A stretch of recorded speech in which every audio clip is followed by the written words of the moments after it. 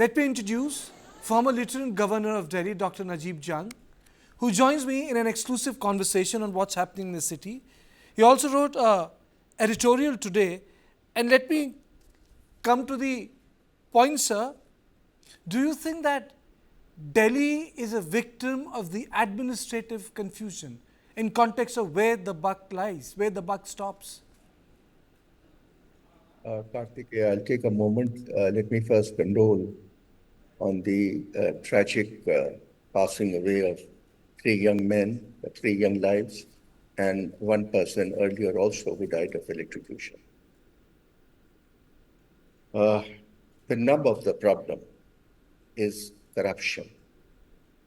So the question that we should first address is the poison of corruption that has seeped into our DNA.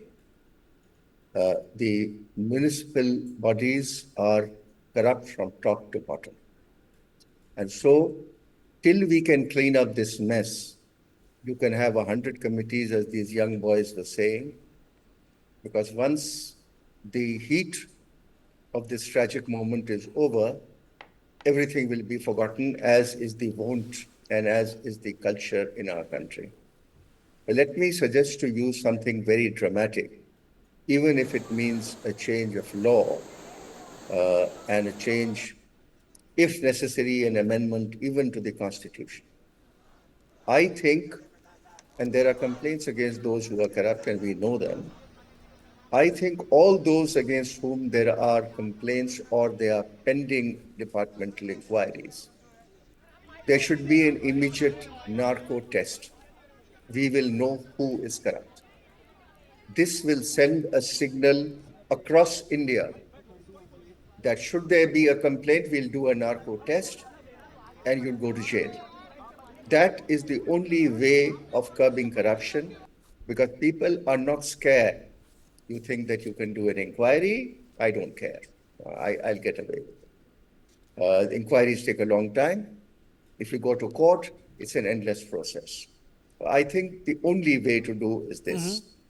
Clean the municipalities immediately. Now, the AAP, I know that the AAP is in charge of the municipalities.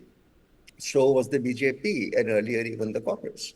So every government, no one is absolved of the responsibility to get away with this. You can't say that there is a confusion of authority. You can't say that because there is a lieutenant governor and he doesn't let the Aam Aadmi function, etc. So somebody is to blame and somebody is not to blame. That, to my mind, is not a good enough excuse. I think that people must be made accountable and be made to work. Okay, you're saying that the people must be made accountable. But then how do you make people accountable when even in the public narrative, people don't know who's running Delhi and how? Which person? That's right.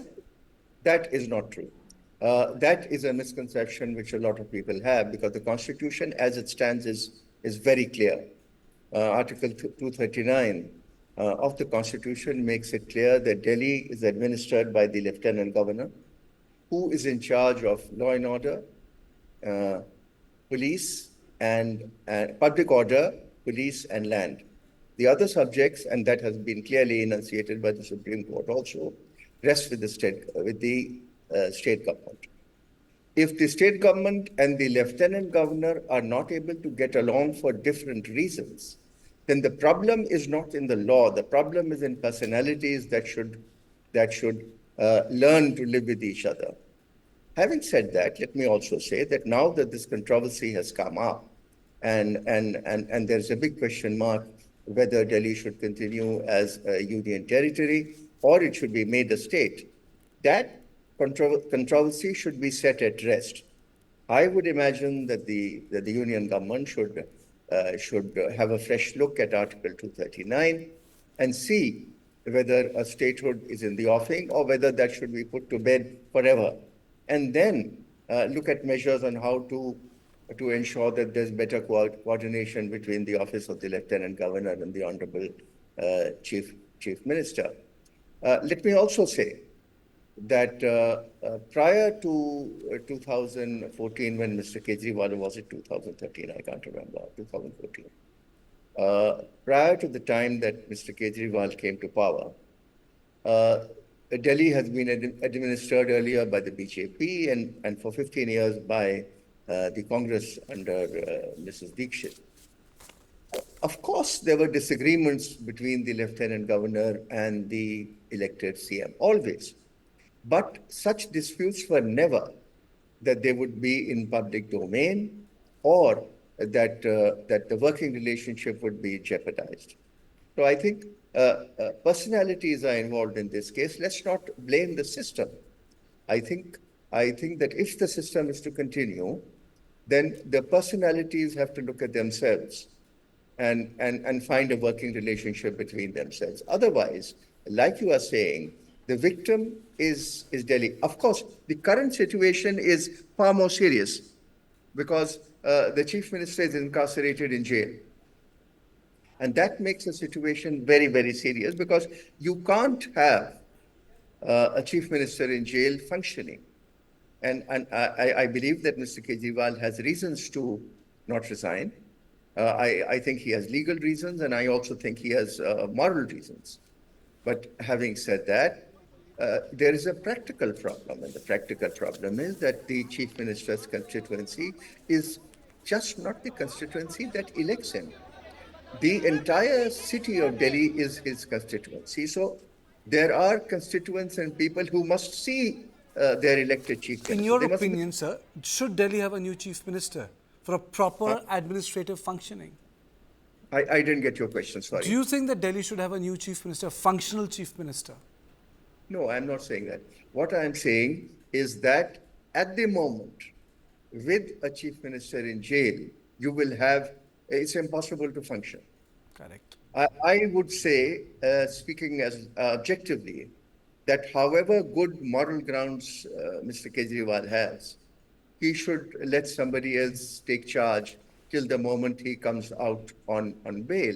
And having said that, again, let me say that Mr. Kejriwal should, I don't know who's telephoning now.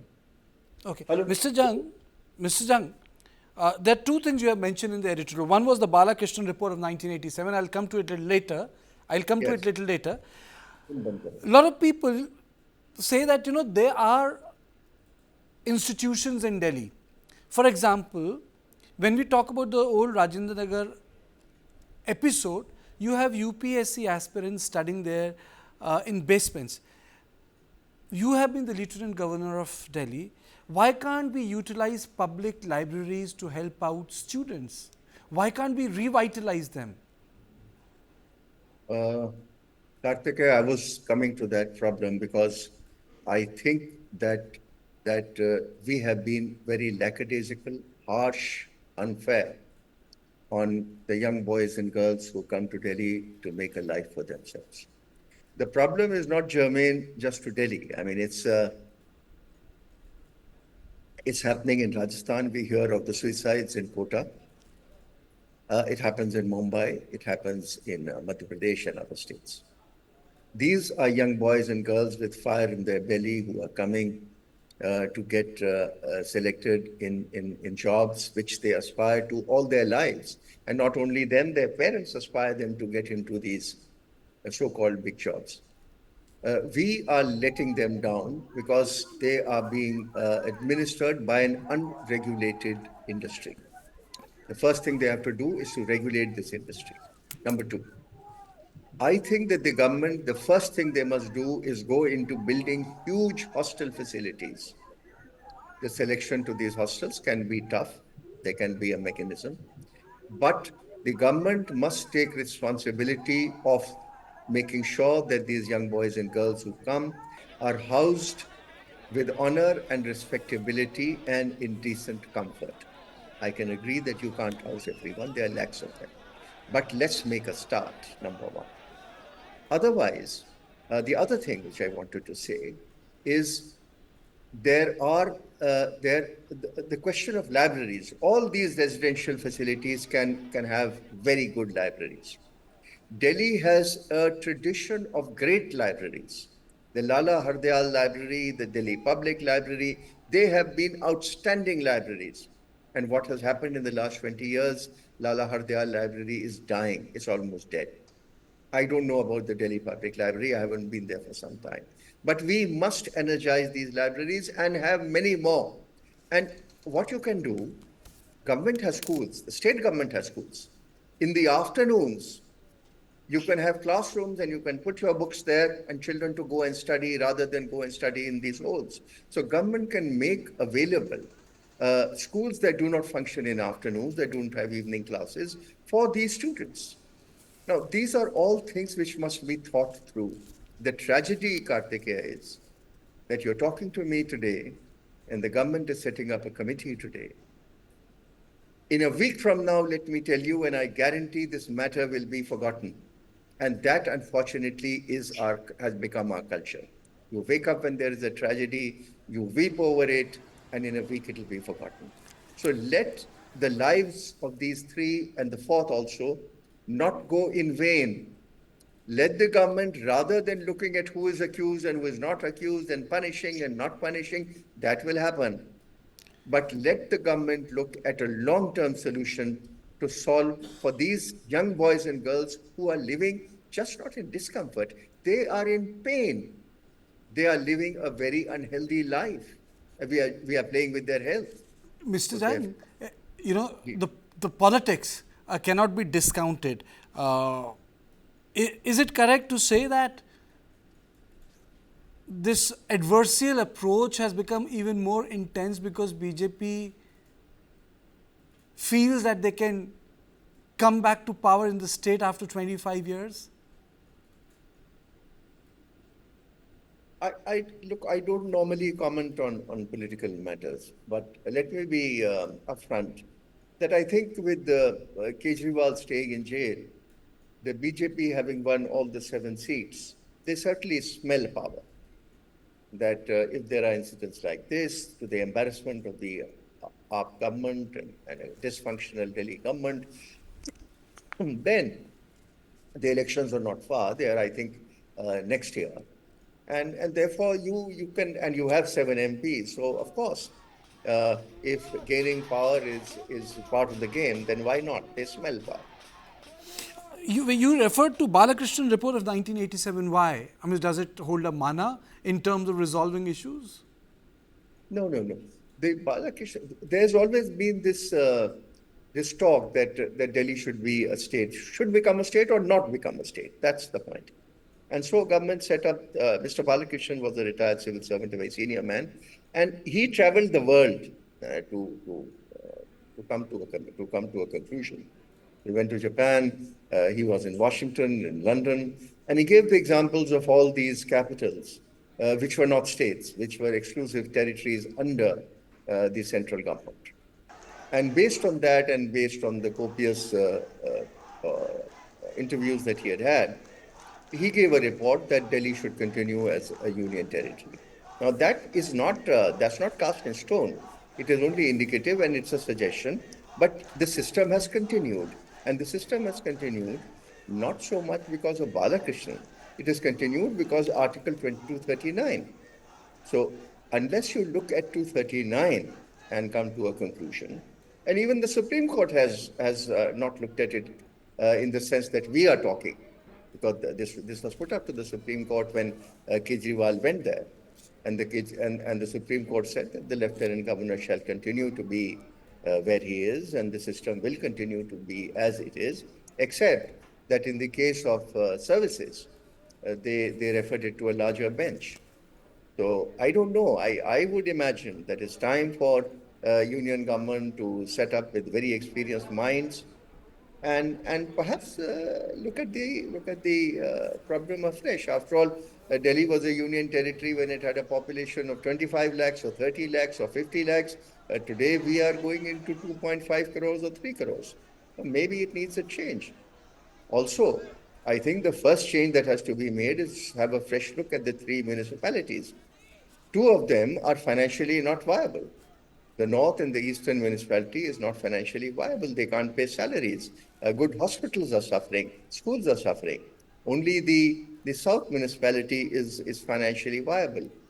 And the decision to break them up was a political decision. It's easy to reverse that decision, at least to make these municipalities viable again. And before I let go of you, one is to make them viable and another is to make them accountable, because the basic, I would say, experience in context of governance of a common person is that of what is the function of these three bodies, which is these civic bodies. Ultimately, so how do you make them accountable? Narco test is like, it's like there. Bodies will be dysfunctional till they are corrupt. And corruption is in their DNA. Please understand that you can have the best and the most honest Gandhian municipal commissioner on top. He can do nothing because the corruption stems from the chaprasi till everybody in the engineering department, everybody in the building department, everybody, in the Nazul department. Are you saying it's completely institutionalized? Yes, I'm saying that corruption is institutionalized, and unless you take very, very, very strong measures, these incidents like this will occur again.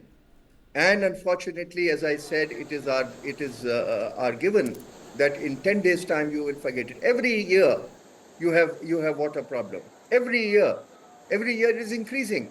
आप कहते हैं, you are saying now that the footpath, suddenly bulldozers have come out, suddenly everybody is woken up and you're cleaning footpaths because the sewers have been covered.